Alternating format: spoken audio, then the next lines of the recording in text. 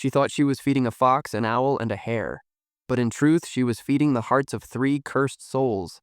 Once upon a time, high in the frozen mountains, there lived a humble shepherd named Rafik with his wife and 3 daughters. They owned only a few sheep, but their hearts were warm even in the coldest winter. Every morning, Rafik climbed up the icy hills to feed his flock, and every evening he returned with snowflakes glittering on his beard. One evening, when the sky burned gold and pink behind the white peaks, he told his wife, "Tomorrow, send our eldest daughter with my lunch. The snow is thick. I may not return before nightfall." The next morning, the eldest daughter, Syra, packed warm bread, butter, and soup, and began her climb up the mountain path. The wind howled through the trees like hidden voices. Soon she lost her way. As dusk fell, she saw a faint light glowing beyond the fir trees. Curious, she followed it and found a tiny crystal cottage, its walls made of ice that shimmered like diamonds. Smoke rose gently from its chimney. She knocked, and the door creaked open. Inside stood an old woman wrapped in white fur, and beside her sat a fox, a snow owl, and a white hare, watching with shining eyes. Syra bowed politely. "I've lost my way. May I rest here tonight?" The old woman nodded slowly. "You may stay, but first, my dear, feed my friends. They are always hungry after sunset." Syra frowned. "I'm tired and hungry myself. I'll eat first, then maybe feed them." She sat, ate all her food, and gave nothing to the animals. That night, when she lay down to sleep, the icy floor cracked beneath her, and with a scream, she vanished into the frost below.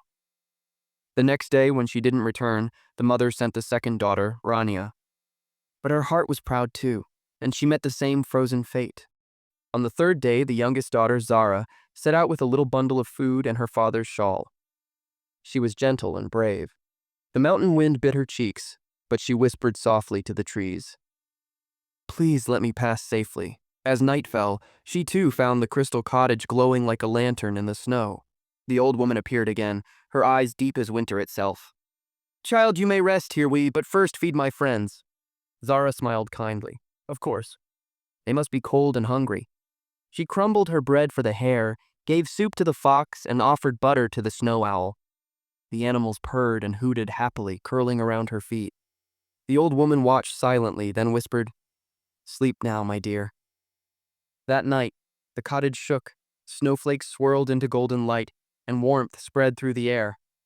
When Zara woke, the ice walls had melted into a grand silver palace, its halls glittering with moonlight. The old woman was gone, and in her place stood a beautiful snow queen, young and radiant, crowned with frost crystals. "You have broken the curse," she said. "Long ago I was trapped in this icy form by envy and loneliness.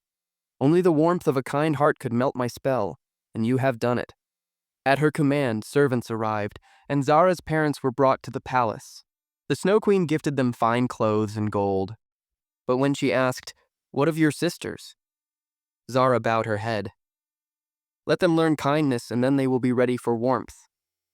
The queen smiled, spoken like a true heart, and from that day on, the coldest peaks of the mountain glowed softly every night, as if remembering the warmth of Zara's compassion. Moral: even the coldest curse can be melted by kindness.